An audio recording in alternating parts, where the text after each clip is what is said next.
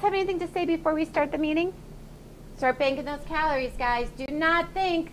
How many of you are already thinking, you don't have to raise your hand, I'm going to be good up until Thanksgiving, and then I'm not even going to think about it. Then I'm going to be back on.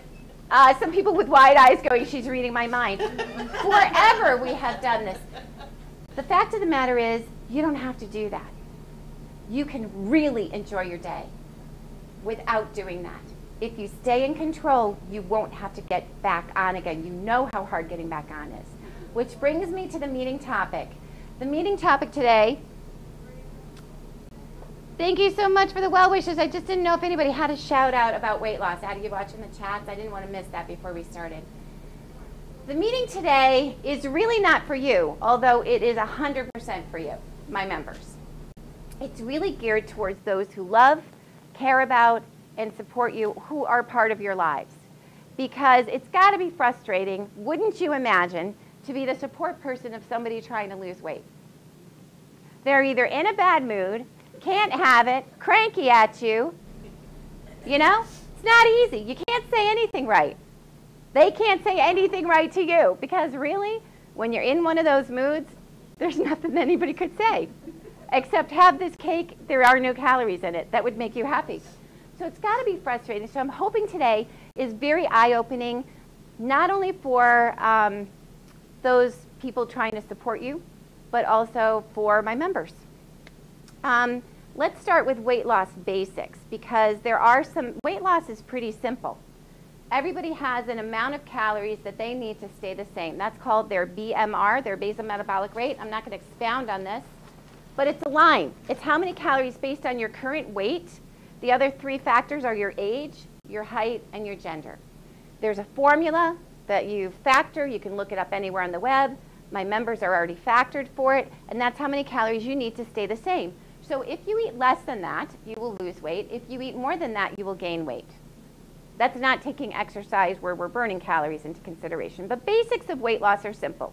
Eat less than your body needs, you lose. Eat more than your body needs, you gain. Simple, right? So if it's so simple, why is it that those in your life who are trying to lose weight and have been trying to lose probably for a long time, probably many times? Because let's face it, this is not a problem that is invisible. We wear it on the outside. It's the one problem that people have that everybody knows what your problem is. People have seen us go down the scale. They've seen us go up the scale and down and up and down and up. So it's really visible. So I guess we would conclude that we don't want it very much. If it's so simple and we aren't doing it. Well, that's a very incorrect statement, because I will tell you that everybody here, it's probably #1 on your wish list. Wouldn't you say, to be at a healthy weight? It's probably #1. So there are a lot of pieces of advice out there, and I'll share some of them with you. You let me know if you've heard any better pieces of advice than this. Just don't eat. Wire your mouth shut. Put an electric pig on your refrigerator, and every time you open the door, it'll oink. Just go to bed. Don't eat fats. Don't eat sugars. Don't eat carbs. Don't eat in between meals. Just stop snacking. Just say no. That's a big one. Here's a couple unique ones. How about take a Polaroid of your butt, and every time you get a craving, look at the Polaroid. Eat naked in front of a mirror. Whatever. It's one I've never done. I don't think I would ever eat again. There's a lot of advice out there, and the fact of the matter is, if weight loss is so simple, why aren't we doing it? Well, I'm really glad you asked, because I want to share with you a definition. This is Merriam-Webster. This is the simplest form of the definition of the word addiction.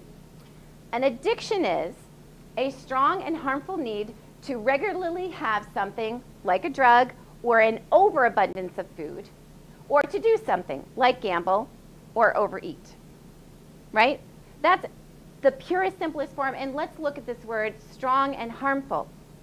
It's not harmful to eat, but it is harmful to regularly overeat on food, and that's how we got the way we are. You don't get to be 350 pounds, love your life, love your family like I was, and yet continue and want to be at a healthy weight more than anything, and yet continually, where it's in my control, choose to put food into my mouth beyond what my body needs. You don't do that without it being a severe food addiction. And we know the negative side consequences to it. First of all, the worst one, not the worst one, but the one that's the most obvious is how we look and how we feel about how we look, how terrible shopping is, not being able to cross our legs, and then the whole medical thing, getting diabetes, bringing that on ourselves, feeling miserable about that, not being able to walk, not being able to participate fully in life. As I was raising my children, not being able to go on rides with them because I couldn't fit on the rides. I could go on, and I'm sure you could too. So if we have something that is so negative, and if it's a simple solution, note I said simple, not easy, simple solution, and if we want it more than anything, and if the consequences are so negative, and if it is completely within our control, why aren't we doing it? This is how we approach it, because this is really the reason why. And a food addiction, for 4 reasons, has something unique that nothing else has. Number 1, you can't abstain from it.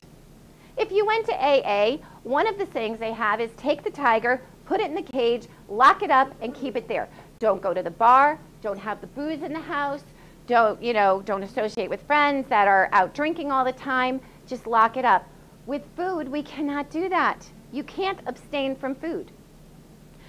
As a matter of fact, we say you have to take the tiger out of the cage and take it for a walk 3 times a day. But it's so much more than that. It's not just 3 times a day. There's snacks, there's shopping for it, there's making a list and thinking about it, there's while you're at the grocery store reading labels, there's the preparation of the whole thing. Our world really revolves around food. And it's everywhere we go. It's in abundance, it's prevalent. If you looked at Bridgeport Avenue, which is where our building is located, 30 years ago when I was a kid, actually 40 years ago when I was a kid, when I was in high school, it was farmland. You know Wells Hella Farm up the street? That was there, and everything else around it was houses or farms. I was here before Stop and Shop. I sound like my grandfather. And I walked to school uphill both ways. Now, do you know how we tell people how to get here? The landmarks are Duchess and Burger King. And if you get down to Ruby Tuesdays, you've gone too far. They're everywhere. It's on every street corner, and it's in abundance. It's faster, it's more prevalent, and it's supersized. Look at portion sizes years ago. So there's a unique problem because we are in the hardest time in history to lose weight. And then it's social. Okay, there is not one sad event, happy event, celebratory event, funeral, baby shower, wedding, business event. Think of an event. You tell me an event that doesn't have at the center of it all the menu. What event? Can you think of one? Holidays. There's nothing where the first thing you think of is not what am I serving or what am I going to be served. And that's not a bad thing because food is enjoyable and it's fun and we like to share it with others, but that becomes part of the problem if you're a food addict or if you have a food problem or a food issue, however you want to define it. It's just everywhere. And here's the last one that I want to land on for a second. It requires diet and lifestyle change. I will tell you that my members are really, really great at the diet thing. That's what you've seen them lose weight. Has there anybody in here that's never lost weight before? Most of us are experts at it. We know how to do the diet. The problem is it also requires lifestyle change. And lifestyle change involves, touches you, the support people to my members. And we don't want it to. Here's the problem. We don't want our lifestyle change and our issue, our problem, to have to affect anybody in our lives. We don't want it to hurt anybody. We don't want to disappoint anybody. We don't want to bother anybody with it. We want to be the kind of people that can cook the same way, and this you know, big gooey lasagnas and the huge order out pizzas last minute and sit down and have our little bitty piece of it with a little bitty salad on the side and be totally satisfied. And then the next meal have the little bitty piece and make all the cookies for you and not try one, or have just a sample of every little thing and then go to the gym for 4 hours. That's what we want. It ain't happening. We aren't satisfied, we aren't happy, we're not content, we're not full. It's hard, and we're food addicts, most of us. So here's the problem. We don't want it to affect everybody else in our life. It's hard for us to say to you, you know what, I know it's your favorite ice cream, but it's my favorite ice cream too.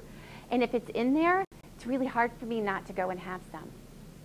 You know, I really love those crackers, but every time there's junk out in the house, it's really hard. We don't want to hurt you or affect you.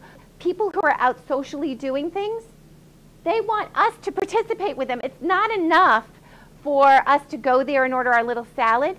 They want us to be trying the goo and the everything because it's more fun that way. And we can't be sampling every little bit of thing.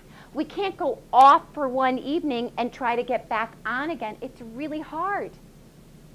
It's really difficult.